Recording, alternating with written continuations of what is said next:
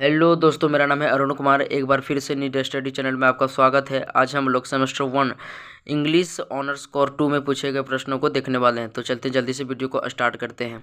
Year है 2021 से 24, full marks है 80, टाइम है 3 आवर्स। आंसर ऑल क्वेश्चन, सभी प्रश्नों के उत्तर दें। The figures in the right hand margin indicate marks, सभी प्रश्नों के अंक दाहिने तरफ अंकित किया हुआ है।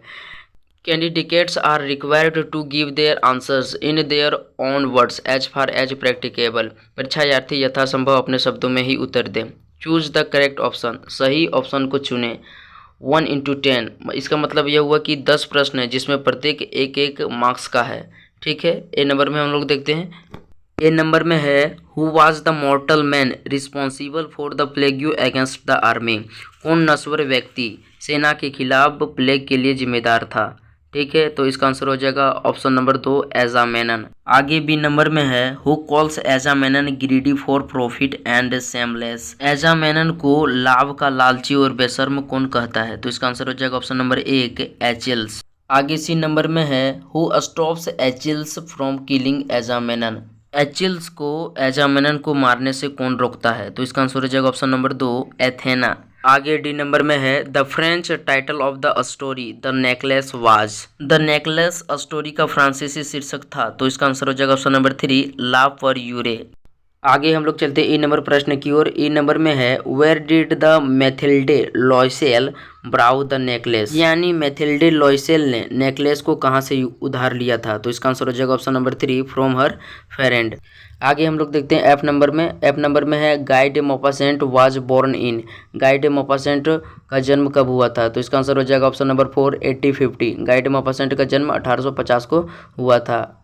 आगे हम लोग देख सकते हैं जी नंबर में। जी नंबर में है Guy de Maupassant was a famous, Guy de Maupassant famous थे। तो इसका आंसर हो जाएगा option number 3 French author, Guy de Maupassant एक फ्रांसीसी लेखक के लिए प्रसिद्ध थे।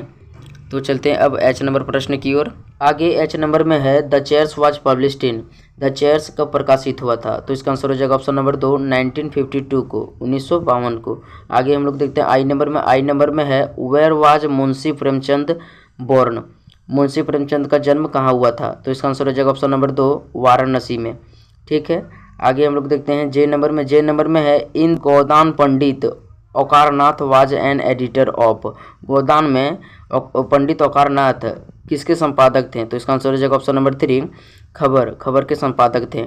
ठीक है, आगे हम लोग चलते हैं 2 नंबर प्रश्न की ओर। 2 नंबर में है answer the flowing questions in not more than 150 words each, मतलब निम्नलिखित प्रश्नों की प्रत्येक का उत्तर 150 शब्दों से अधिक में ना दे। 10 into 4, इसका मतलब यह हुआ कि 4 प्रश्नों का उत्तर देना जिसमें प्रत्येक 10 अंक का है। तो जल्दी से चलते हैं ए नंबर प्रश्न की ओर। ए नंबर में है वाई इज एचिल्स ए हीरो, एचिल्स एक नायक क्यों है। तो इसके बारे में आप लिख लीजिएगा। इसी में देखते हैं और में दिया हुआ है what is the significance of the speech of Achilles horse, मतलब एचिल्स के घोड़े के भाषण का क्या महत्व है। तो इसके बारे में आप लिख लीजिएगा। आगे हम लोग देखते हैं बी नंबर में। बी नंबर में है what is the main idea of the novel Godan, Godan उपन्यास के मुख्य विचार क्या है। तो इसके बारे में आप लिख लीजिएगा।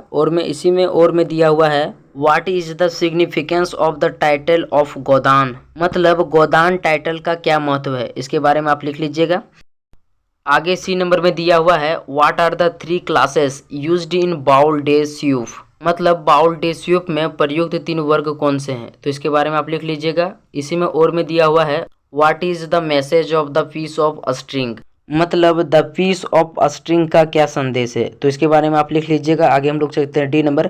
डी नंबर में है what is the central theme of the play the chairs by Ionesco, मतलब लोनेस्को के नाटक द चेयर्स का सेंट्रल थीम क्या है। तो इसके बारे में आप सोचकर लिख लीजिएगा। इसी में दिया हुआ है why is the dramatic device important, इसका मतलब हुआ नाटकीय उपकरण क्यों महत्वपूर्ण है। आगे हम लोग देखते हैं what are the dramatic device used in the chair by Ionesco, मतलब लोनेस्को द्वारा द चेयर्स में उपयोग किए जाने वाले नाटकीय उपकरण कौन से हैं। तो इसके बारे में आप सोचकर लिख लीजिएगा। आगे हम लोग देखते हैं 3 नंबर में। 3 नंबर में दिया हुआ है answer any 2 of the flowing questions, किन्हीं 2 प्रश्नों के उत्तर दें। 50 into 2, इसका मतलब हुआ कि किन्हीं 2 प्रश्नों का उत्तर देना जिसमें प्रत्येक प्रश्न 15 मार्क्स का है। तो चलते हैं ए नंबर प्रश्न की ओर। ए नंबर में है what are your views on the Trojan war as presented by Homer, मतलब होमर द्वारा प्रस्तुत ट्रोजन युद्ध पर आपके क्या विचार है। ठीक है, आगे हम लोग देखते हैं। आगे है does the war seem to be fought for a just cause, मतलब क्या युद्ध उचित कारणों के लिए लड़ा गया प्रतीत होता है। आगे हम लोग देखते हैं are we meant to take those events as seriously and solemnly as Homer and his character seem to, मतलब क्या हम इन घटनाओं को उतनी ही गंभीरता और सत्यनिष्ठा से लेते हैं जितना होमर द्वारा उनके पात्रों को लगता है। ठीक है, तो इसके बारे में आप बढ़िया से लिख लीजिएगा। इसी में और में दिया हुआ है explain the quarrel between Agamemnon and Achilles in Iliad book I by Homer, मतलब Iliad book I by Homer में एजामेनन और एचिल्स की लड़ाई का वर्णन करें। तो इसके बारे में आप आराम से वर्णन कर लीजिएगा। आगे हम लोग देखते हैं। आगे बी नंबर में है discuss how Indian society revolves around the caste system in Godan, चर्चा करें कि भारतीय समाज गोदान में जाति व्यवस्था के इर्द गिर्द कैसे घूमता है। आगे इसी में और में दिया हुआ है critically evaluate a character sketch of Hori, मतलब हॉरी के कैरेक्टर स्केच का एक समालोचनात्मक मूल्यांकन करें। आगे सी नंबर में है in what ways in Mathilde Loisel responsible for her own downfall in the necklace, मतलब द नेकलेस में क्या मटिल्डे लॉयसेल खुद के पतन के लिए उत्तरदायी है। तो आप इसके बारे में देख लीजिएगा। इसी में और में दिया हुआ है what is the moral of the short story two soldiers by Guy de Maupassant, मतलब गाय डे मोपासेंट के शॉर्ट स्टोरी में टू सोल्जर्स का नैतिक क्या है। तो इसके बारे में आप देख लीजिएगा। आगे हम लोग देखते हैं डी नंबर में है how can the addition of chair to an empty stage actually serve to deepen the symbolism of the old man and old woman, इसका मतलब हुआ कि एक खाली मंच पर कुर्सियों को तोड़ने से वास्तव में एक बूढ़े आदमी और एक बूढ़ी औरत के जीवन की शून्यता के प्रतिवाद को गहरा किया जा सकता है। तो इसके बारे में आप बढ़िया से समझ लीजिएगा।